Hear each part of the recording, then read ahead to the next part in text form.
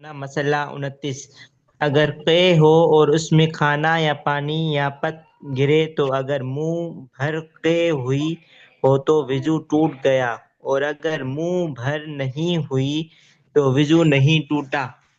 وضو نہیں ٹوٹا۔ منہ وضو بھر ہونے کا یہ مطلب ہے کہ منہ بھر ہونے کا یہ مطلب ہے کہ مشکل سے منہ میں رکے۔ اگر قے میں بلغم گرا تو وضو نہیں ٹوٹا چاہیے۔ بلغم جتنا بھی ہو، منہ بھر ہو یا نہ ہو، سب کا ایک حکم ہے۔ اگر قے میں خون گرے تو اگر پتلا اور بہنے والا ہو تو وضو ٹوٹ جائے گا، چاہیے کہ کم ہو یا زیادہ، منہ بھر ہو یا نہ ہو۔ اگر خون جمے ہوئے ٹکڑوں کی صورت میں ہو اور منہ بھر ہو تو وضو ٹوٹ جائے گا، اور اگر کم ہو تو نہیں ٹوٹے گا۔ اس میں کتنی صورتیں بن گئی؟ اس میں صورت وضو ٹوٹنے کی جی ہاں، 3-4 بن گیا جی۔ 3-4 استاذی ہیں کہ اگر 4 بن خون گئی۔ ایسا زیادہ ہو، جمع ہو، یا خون بہے جس جگہ سے، اس جگہ سے اتر آئے نیچے۔ سنیں، ایک تو بن گیا کھانا وغیرہ، کھانا یا پت۔ جی استاذ۔ اگر یہ منہ بھر کے ہو تو وضو ٹوٹ جائے گا۔ پھر دوسرا ہے بلغم کا آنا، بلغم چاہے تھوڑا ہو چاہے زیادہ ہو تو وضو نہیں ٹوٹے گا۔ پھر ہے خون، اگر اگر اگر الٹی قے میں خون آیا، اگر وہ بہنے والا ہے، پتلا ہے تو وضو ٹوٹ جائے گا۔ اور خون جمع ہوا خون ہے، اگر وہ منہ بھر سے کم ہے تو وضو نہیں ٹوٹے گا۔ اگر منہ بھر کے تو وضو سے بھی ٹوٹ جائے گا۔ اس میں 3-4 صورتیں بن جاتی ہیں۔ آگے سمجھ؟ جی استاد جی۔ جی استاد جی آگے۔ چلیں آگے، استاد جی آگے میں ہی پڑھوں یا کوئی اور پڑھے گا؟ آپ پڑھ لو پڑھ لو۔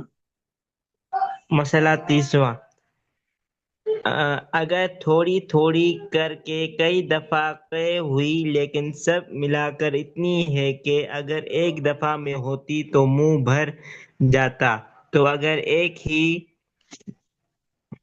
متلی مٹھلی متلی متلی متلی متلی مسلسل باقی رہی اور تھوڑی تھوڑی قے ہوئی کہ ہوتی رہی تو وضو ٹوٹ گیا، اور اگر ایک ہی متلی مسلسل نہیں رہی بلکہ پہلی دفعہ کی متلی ختم ہو گئی تھی اور طبیعت ٹھیک ہو گئی، پھر دوبارہ متلی شروع ہوئی اور تھوڑی قے ہو گئی، پھر جب متلی ختم ہو گئی تو تیسری دفعہ پھر متلی شروع ہو کر قے ہوئی تو وضو نہیں ٹوٹا۔ تو متلی کسے کہتے ہیں؟ جی استاد جی یہ متلی بھی نہیں سمجھ آیا ہے۔ متلی کہتے ہیں جی خراب ہونا، الٹی کا سے جی ہو جانا۔ جی خراب ہو سے جیسے دل کچا وغیرہ ہے۔ جی ہاں، پہلے جی خراب ہوتا ہے، ڈکار الٹی آتے ہیں، بعد میں۔ جی ڈکار آتے ہیں الٹی کے۔ ڈکار اور چیز ہے،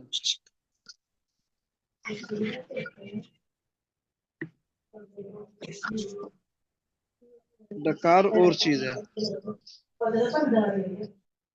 سمجھ گئے؟ جی استاد جی۔ ڈکار اور چیز ہے، متلی ہونا اور چیز ہے۔ جی خراب ہوتا ہے، الٹی کا جی کرتا ہے، سمجھ گئے؟ جی استاد جی۔ چلیں آگے۔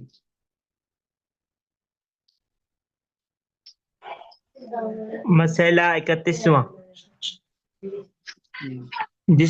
جس چیز کے نکلنے سے وضو ٹوٹ جاتا ہے وہ چیز نجس ہوتی ہے، اور جس سے وضو نہیں ٹوٹتا وہ نحس بھی نہیں، نجس تو بھی نہیں۔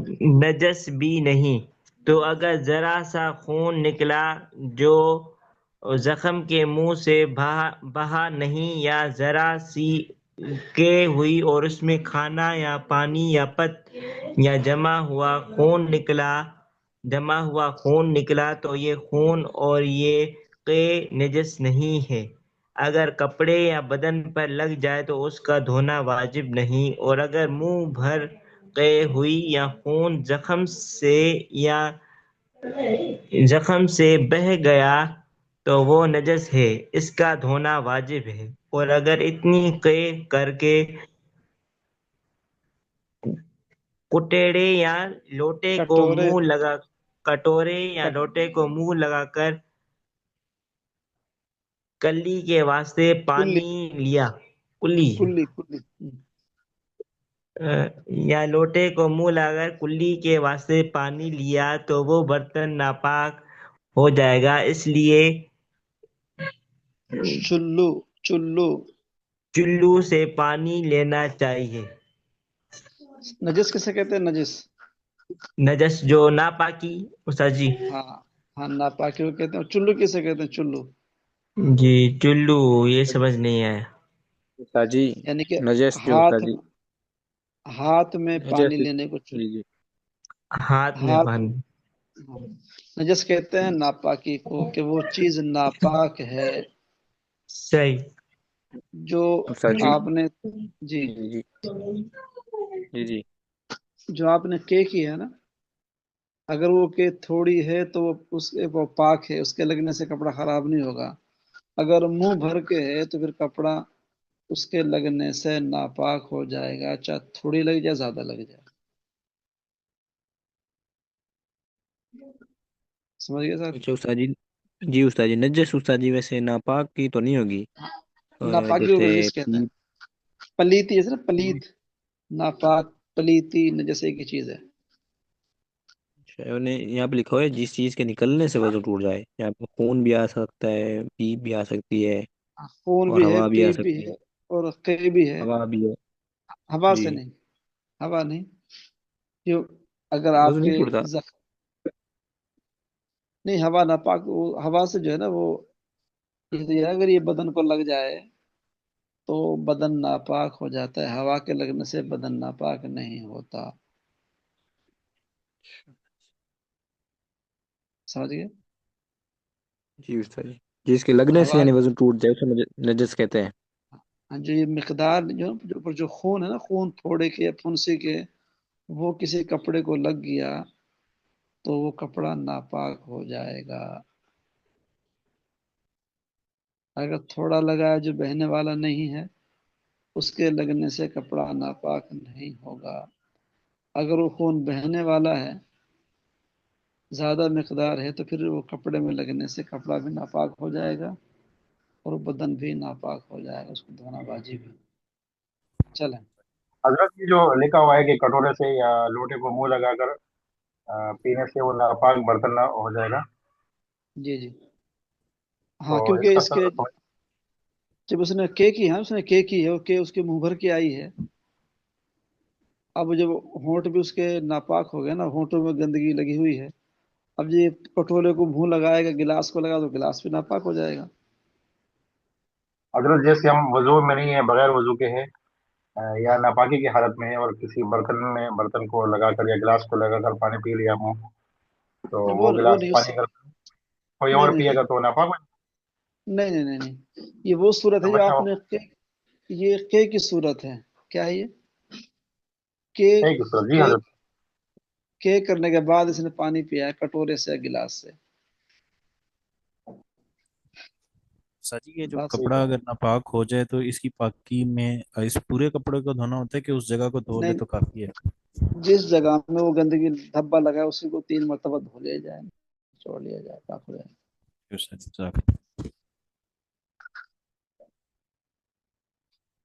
چلیں اچھا استاد جی ایک سوال بس، جی، جناب اگر برتن ناپاک ہو جائے تو اس کو پھر دھو لینا چاہیے 3 دفعہ بس؟ ایک مرتبہ دھو لے، پاک ہو جائے گا بس۔ اچھا جی چلیں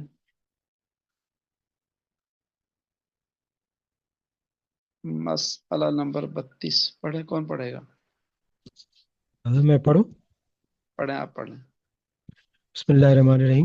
مسئلہ نمبر 32، چھوٹا بچہ جو دودھ کی قے کرتا ہے، اس کا بھی یہی حکم ہے کہ اگر منہ بھر نہ ہو تو نجس نہیں ہے، और जब मुंह भर हो तो नजस है। अगर उसके धोए बगैर नमाज पढ़ी तो नमाज न होगी। नींद, बेहोशी और नशा। मसला नंबर 33। लेटे लेटे आंख लग गई या किसी चीज से टेक लगाकर बैठे बैठे सो गया और ऐसी ही गफलत हो गई कि अगर वो टेक न होती तो गिर पड़ता तो वजू टूट गया। और अगर नमाज में बैठे बैठे या खड़े खड़े या सजदे की हालत में सो जाए तो वजू नहीं टूटता, लेकिन अगर औरत सजदे में सो गई तो उसका वजू टूट गया। समझ मसला गए बात? नंबर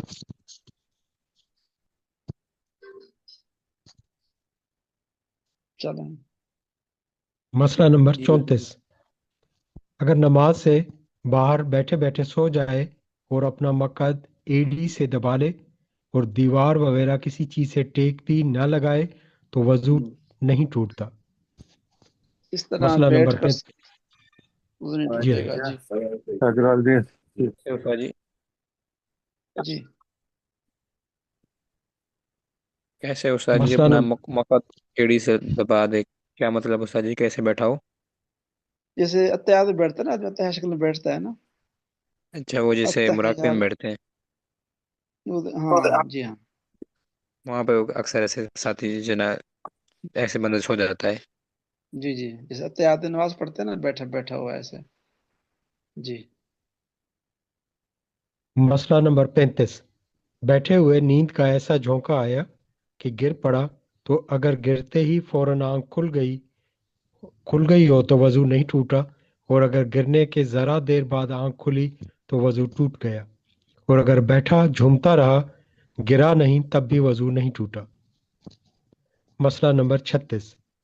अगर बेहोशी हो गई और जुनून से अकल जाती रही तो वजू टूट गया, चाहे बेहोशी या जुनून थोड़ी ही देर रहा हो। ऐसे ही अगर तंबाकू वगैरह कोई नशे की चीज खा ली और इतना नशा हो गया कि अच्छी तरह चला नहीं जाता और कदम इधर उधर बहकता और डगमगाता है तो भी वजू टूट गया। मसला नंबर 37। अगर किसी के हवास में खलल हो जाए लेकिन यह खलल जुनून और मदहोशी की हद को न पहुंचा तो वो वजू नहीं टूटेगा। समझ गए हंसी साहब? और कहका। ये बात है, समझ गए पिछली? ये मदहोशी कैसे होती है सर? जी। ये मदहोशी कैसे होती है? क्या चीज़? बेहोश होना, बेहोश। बेहोशी। मदहोश बेहोश एक ही चीज है। उस्ताद, हवास में खलल का क्या मतलब है? आदमी पागल सा हो जाता है ना, हवास खो बैठता है, अपने कुछ समझ नहीं उसको, हवास वाख्ता हो जाता है। वो भी एक बेहोशी किसी कैफियत, जुनून किसी कैफियत होती है।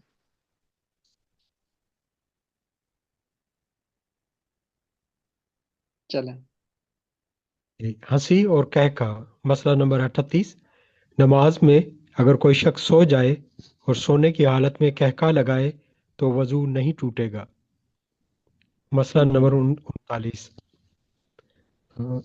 अगर नमाज में इतने जोर से हंसी निकल गई कि खुद उसने और उसके पास वालों ने भी आवाज सुन ली तो वजू टूट गया और नमाज भी टूट गई।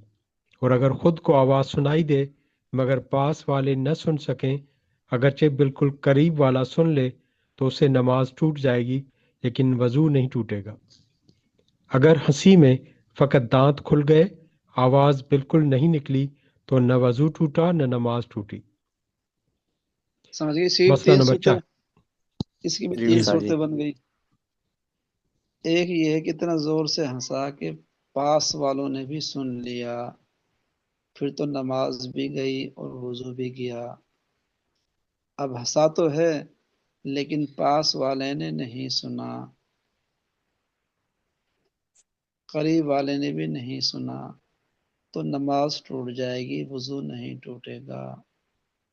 अगर हंसा तो है लेकिन बगैर आवाज के, सिर्फ दांत उसके नजर आए हैं, तो दोनों चीजें इसकी बाकी रही, वजू भी बाकी रहा, नमाज भी बाकी रही। क्या चलें। उस्ताद मतलब ये जी। कभी हंसी में नाक से आवाज आती है तो ऐसे भी जो है ना, नमाज वजू नमाज टूट जाएगी? हंसा हंसा है, वो हंसा है। ये नाक से हंस आवाज आती है। نہیں نہیں، یہ ہنسنے کی بات چل رہی ہے. وہی جو ہنسنے میں ہنسی میں آ جاتی ہے. ہاں تو اگر ہنسی کی ہے تو ٹھیک ٹوٹ جائے گی. ویسے ناک سے ہنستا نہیں ہے کوئی، ہنستا منہ سے ہی ہے. ایسا تو نہیں ہے ویسے جی ایسے استاد ایسے جی، آواز آتی ہے کبھی کبھی. ہنسی کو روکنے کے لیے ناک سے اکثر آواز نکل جاتی اچھا، ہے. جی تو اس کا تو واللہ عالم، یہ مسئلہ پہلی دفعہ سنا ہے. لوگ ناک سے بھی ہنستے ہیں. ساری دور چلیں نیا ہو گیا، نئی نئی چیزیں آ رہی ہیں. جی چلو وہ پوچھ ساری لیں کسی. جدید دور آ گیا ہے. چلیں آگے. اچھا جی آگے. مسئلہ نمبر 40، ہم، جنازے کی نماز اور تلاوت کے سجدے میں قہقہ لگانے سے وضو نہیں ٹوٹتا، چاہے بالغ ہو یا نابالغ، البتہ وہ نماز اور سجدہ ٹوٹ جائے گا. چلیں. متفرق. ہم، مسئلہ نمبر 41، وضو کے بعد اگر کسی عضو کے نہ دھونے کا شبہ ہو لیکن وہ عضو متعین نہ ہو تو ایسی صورت میں شک رفع کرنے کے لیے بائیں پاؤں کو دھوئے. اسی طرح وضو کے درمیان کسی عضو کے بارے میں یہ شبہ ہو تو ایسی حالت میں آخری عضو کو دھوئے.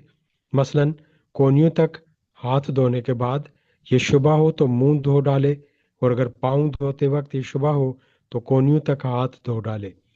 یہ اس وقت ہے کہ کبھی کبھی شبہ ہوتا ہو، اور اگر کسی کو اکثر اس قسم کا شبہ ہوتا ہو تو اس کو چاہیے کہ اس شبے کی طرف خیال نہ کرے اور اپنے وضو کو کامل سمجھے. اب کتنی صورتیں ہو گئی اس کی؟ اس کی دو صورتیں ہوگی، اگر شبہ اکثر ہوتا ہو اور دوسری یہ کہ شبہ اکثر نہ ہوتا ہو. اس کے ایک تو صورت یہ ہے، اس نے وضو کر لیا، وضو کرنے کے بعد شک ہوا کہ میں نے کوئی وضو نہیں دھویا. اب اس کے تعین نہیں ہے، ہاتھ نہیں دھویا، پاؤں نہیں دھویا، کیا نہیں دھویا. اب وہ کیا کرے؟ بائیں پاؤں کو دھو لے. یہ شک اس کو وضو کرنے کے بعد ہوا ہے، وضو کرنے سے فارغ ہوا تو شک ہو گیا اس کو. ایک بات. اب بات یہ ہے کہ اس کو وضو کے درمیان شک ہو رہا ہے. اب وہ ہاتھ دھو رہا ہے، اور شک بنے چہرہ دھویا کہ نہیں دھویا، تو ہاتھ سے پہلے چہرے کو دھو لے.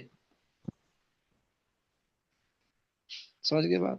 یعنی ساری دوران اگر ہو تو اس عمل کو دہرا لیا جائے، اور بعد ہاں میں ہو اس تو سے صرف پہلے بائیں پیر کو دھو بائیں لیا جائے. بائیں پہ وہ دھو لیا جائے. جی اگر کبھی اس کو شک ہوتا ہے، اب شک کی دو قسمیں، کبھی کبھار ہوتا ہے یا پہلی مرتبہ ہوا ہے. اگر شک اس کو ہوا ہے پہلی دفعہ ہوا ہے یا کبھی کبھار ہوتا ہے، پھر تو وہ یہ کام کرے. اگر اس کو